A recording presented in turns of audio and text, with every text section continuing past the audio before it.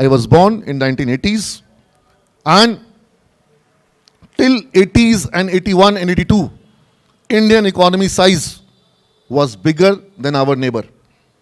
मैं नाम नहीं ले रहा हूँ, सब समझ जाओगे. जो दूसरा नेबर है उसका तो कोई वैल्यू है ही नहीं.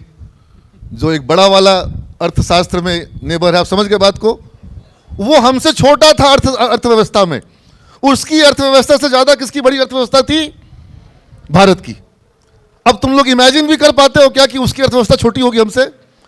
आज वो अमेरिका को पीछे करने की बात कर रहा है, और तुम लोग को ये निश्चित है कि कुछ दिनों के अंदर में जैसा चल रहा है, कुछ दिनों के अंदर में वो अमेरिका को पीछे छोड़ देगा. सबको पता है ये बात, सब ये बात को मानते हैं, और सब ये भी मानते हैं कि नंबर 3 पे भारत आने वाला है. नंबर 3 पे कोई जर्मनी, जापान, कोई रशिया नहीं रहेगा. नंबर 3 पे कौन रहेगा? भारत रहेगा. तो जब नंबर 1 नंबर 2 पे आएगा, और किसी समय में ये हमारा पड़ोसी हमसे पीछे था, ज्यादा दिन पीछे नहीं, 1980 में पोदार सर वगैरह का समय जो था, उस समय सब चीजें गड़बड़ाई नहीं. लेकिन समझने की बात यह है कि चीन युवा देश बना. 1980 से लेकर के जो कालखंड आया, निर्णय लिए गए, मजबूत निर्णय लिए गए. ऐसे निर्णय लिए गए जो हो सकता है कि वहां की जनता को पसंद नहीं आते, लेकिन वहां के नीति निर्माताओं ने यह चीज को समझा कि हमारे राष्ट्र के लिए क्या जरूरी है. कड़े फैसले लिए गए और उन पर अमल किया गया. और फिर जब मैंने वहां, मुझे लगता है कि बहुत कुछ हमें सीखना चाहिए. जहां से भी सीखने योग्य मिले हमें वहां से सीखना चाहिए, है ना.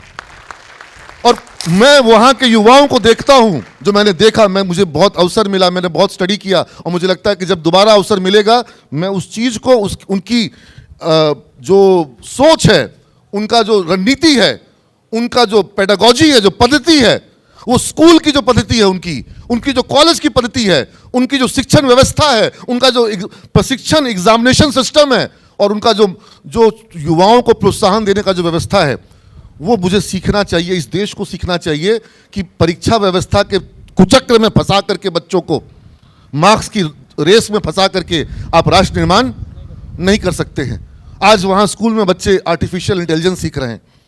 वहाँ बच्चे अपनी इच्छा के अनुसार विषय का चुनाव करके वो उस विषय में पढ़ते हैं.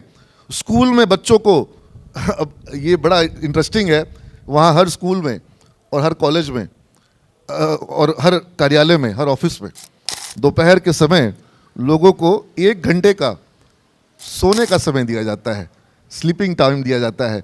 और कई सारे फर्नीचर इस तरह के बनाए जाते हैं जो स्लीपिंग में मदद करें, एम्प्लॉयज़ के लिए भी. हाँ, वो स्लीपिंग का एक कॉन्सेप्ट दिया गया है.